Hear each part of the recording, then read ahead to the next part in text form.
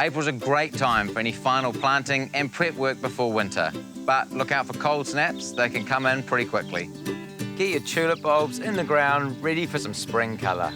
Think about some autumn flowering plants like cyclamen or garden mum chrysanthemums.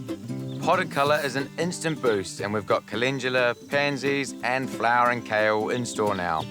A great ground cover, Japanese anemones are flowering and do well in sun or shade, but watch out as they spread rampantly. Autumn's the best time to get your trees and shrubs planted.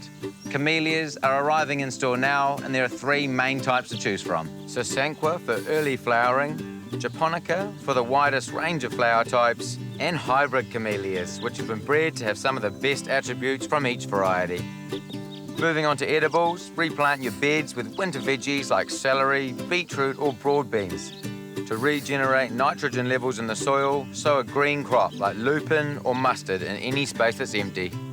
There's a couple of maintenance marks to hit this month too. Make some space by getting rid of all your finished plants and put them in the compost.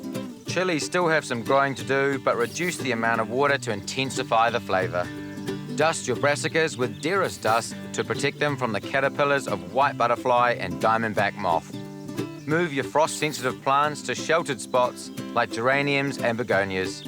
And finally, it's time to lift and divide your summer perennials, such as alstroemerias, hostas, iris asters and daylilies, which is easier to do while there's still foliage above ground.